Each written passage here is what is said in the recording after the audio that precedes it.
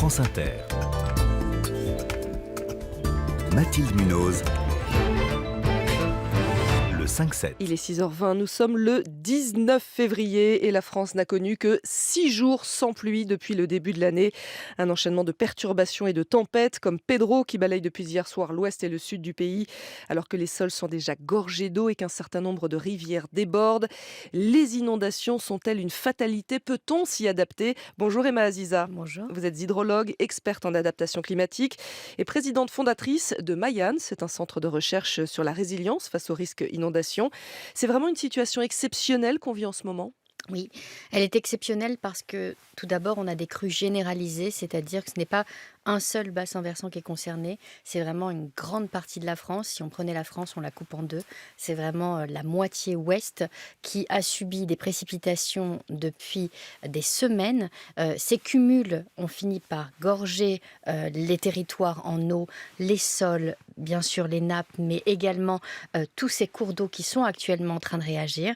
Et à ça se surimposent des pluies qui sont arrivées dans la nuit et qui s'avèrent particulièrement plus intenses. Et ça, c'est quelque chose de nouveau en termes de signature, parce que jusque-là, c'était vraiment le cumul de pluie qui n'était pas très important en soi. Ce n'était pas des précipitations diluviennes, mais là, se surimposent des pluies qui sont trop intenses pour que les territoires ne puissent pas réagir violemment. Et pour ne rien arranger, il y a des fortes marées en plus en ce moment. Exactement, on est vraiment sur les périodes de plus haut coefficient de marée qui arrivent en général 1 à 2 jours après la nouvelle lune. Et donc là, depuis hier jusqu'à dimanche, on va avoir cette espèce de bouchon qui empêche l'eau de s'évacuer alors que nos territoires sont complètement gorgés et saturés en eau. Et donc il n'y a pas cette possibilité de s'évacuer à l'échelle des exutoires. Si on essaye de dessiner la carte de France, vous me disiez donc la partie ouest c'est vraiment la plus touchée, mais est-ce qu'il y a des régions épargnées ou pas?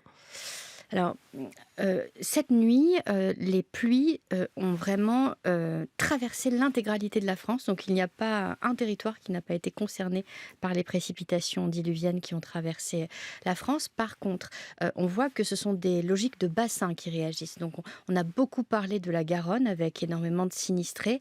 En ce moment, c'est assez intéressant de comprendre que c'est la Dordogne qui est en train de réagir, mais pas directement.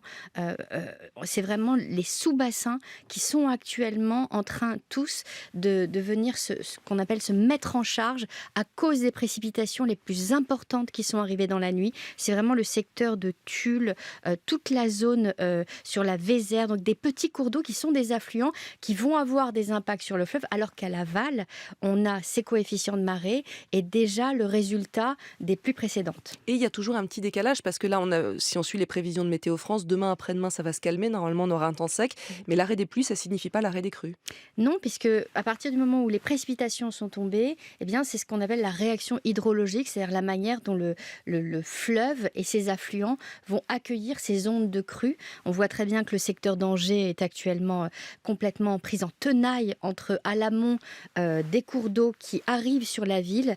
Il faut imaginer 3 cours d'eau avec 3 propagations d'ondes de crue qui arrivent et qui se concentrent sur Angers, qui ensuite va donner la Maine, qui est un tout petit cours d'eau de 11 km, mais qui elle-même ne peut pas s'épancher dans la Loire, qui est trop haute. Donc on voit que ce sont vraiment des territoires très épidermiques qui peuvent réagir. Et le problème, c'est que les nouvelles pluies ont notamment concerné ce secteur. Est-ce qu'au moins ces quantités d'eau impressionnantes rechargent les nappes phréatiques? Alors oui, clairement.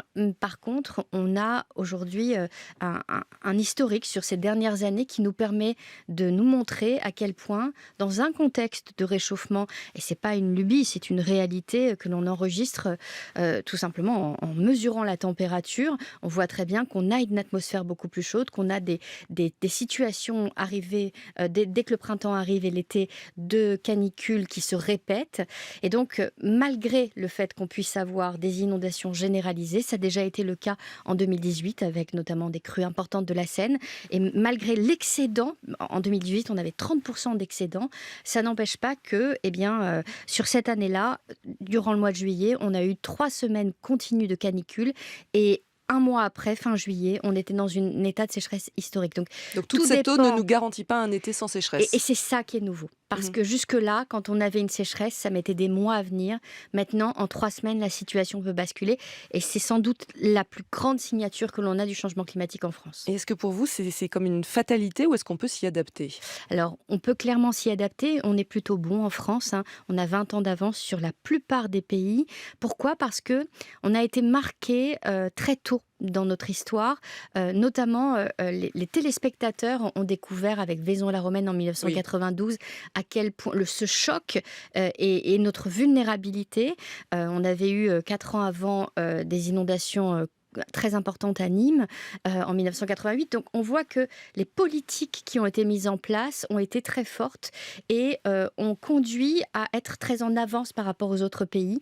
Ce qui fait qu'aujourd'hui on a de très gros programmes de réduction de vulnérabilité qui consistent à aller maison par maison, entreprise par entreprise, chercher à comprendre la hauteur d'eau qu'il peut atteindre dans le bâtiment, accompagner aussi les gens à s'organiser, à avoir les bons comportements parce qu'on n'est pas tous exposés à la même situation. Parfois il va falloir fuir, évacuer. Parfois, il va falloir se confiner. Et donc, tout ça, ça s'accompagne et ça se prépare en amont parce qu'on sait vraiment le déterminer. Et surtout, il y a un ensemble de mesures qui aussi sont financées par l'État. Donc, il y a des aides colossales.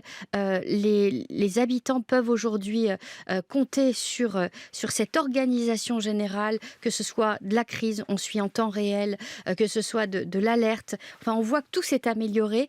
Par contre, ça prend du temps. Et donc, c'est ça qui est le plus grand enjeu qu'on a à venir. Et est-ce qu'il y a un manque d'entretien des fleuves? On l'entend parfois dans les reportages, les riverains de la Garonne qui nous disent il faut la draguer et tout. Est-ce que c'est utile ou est-ce que c'est une idée reçue? Alors, c'est un grand débat qui arrive souvent à chaque inondation. Il y a deux avis qui se confrontent. Et ça ne concerne pas tant les grands bassins de ce niveau-là, parce que c'est pas un arbre ou deux qui va changer la donne quand on a des inondations qui s'étendent sur quasiment des kilomètres, parfois ce lit majeur, je pense à la Garonne ou à des grands fleuves. C'est plutôt sur des tout petits cours d'eau qui peuvent réagir. La question, c'est est-ce qu'on laisse les bois morts qui vont laisser une continuité écologique, permettre à cette biodiversité d'avoir un rôle, ça a notamment un rôle de filtre, ça a un rôle en fait derrière de maintien des digues. Donc en réalité, il y a des choses qui sont très positives dans le fait de laisser la vie de la rivière naturellement. Et bien entendu, il y a un risque qui est celui d'avoir cet ensemble d'éléments qui vont encombrer les goulots d'étranglement et qui risquent de provoquer des barrages temporaires. Donc il faut trouver un juste milieu. Exactement. Merci pour votre expertise, Emma Aziza, hydrologue et présidente fondatrice du Centre de recherche Mayenne. Vous étiez l'invitée du 5-7. Merci.